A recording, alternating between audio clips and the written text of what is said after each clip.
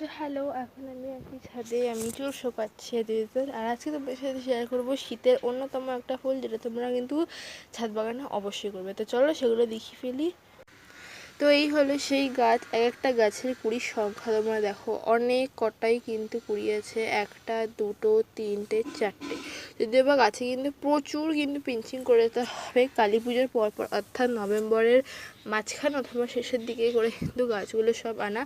এই দুটো কিন্তু হাইব্রিড গাঁদা, এই দুটো যেগুলো দেখছো, আর এই চারটে কিন্তু পরপর কিন্তু মায়া গাঁদা, আর এইগুলো হলো ইনকা গাঁদা।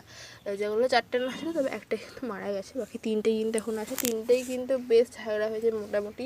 তবে তোমরা এখনও কিন্তু গাঁদা গাছ আনবার সময় আছে, কিন্তু এখন গাঁদা গাছ যেটা হবে, তোমাদের কিন্তু গাঁদা গাছ একদম ছোটো আনলে হবে না। সেই ক্ষেত্রে কিন্তু গাঁদা গাছ এরম মিডিয়াম সাইজ, অর্থাৎ এরম সাইজের কিন্তু আনতে হবে। যদিও বা এটা এরকম সাইজ হওয়ার কারণ হচ্ছে এটা খুব পিঞ্চিং করে হয়েছে, যার কারণে প্রচুর শাখা পোশাক হয়েছে। তো পিঞ্চিং জিনিসটা তোমরা কীভাবে করবে সেটাও একটা দেখিয়ে দিই। তো পিঞ্চিং জিনিসটা করতে গেলে এই যে আমাদের এই বুড়ো আঙুল আর এই আঙুল দুটো নখ দিয়ে কিন্তু এরমভাবে মাথাটা কেটে দিতে হবে। আমি তোমাদেরকে কেটে দেখালাম না, কারণ আমরা এগুলো সবই কাটা হয়ে গেছে, এখন আর কাটার মতো নেই। তবে হ্যাঁ, একটা পেয়েছি, এটা চলো তোমাদের করে দেখাই। এই যে এই নখটা আর এই নখটা, এই দুটো নখ দিয়ে কিন্তু এরমভাবে কিন্তু আমাদের কেটে দিতে হবে। আর এই যে দেখো এরমভাবে উঠে আসবে। তো ব্যাস, এখান থেকে কিন্তু আবার অনেক শাখা প্রশাখা বেরোবে। এই পাতাটা, এই কচি পাতাটাও কিন্তু কেটে দিতে হবে।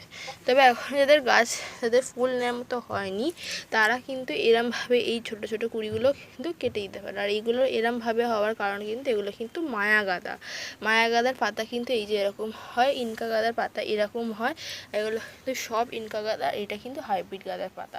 তবে দুটোই কিন্তু খুব একটা কিন্তু তফাৎ নেই।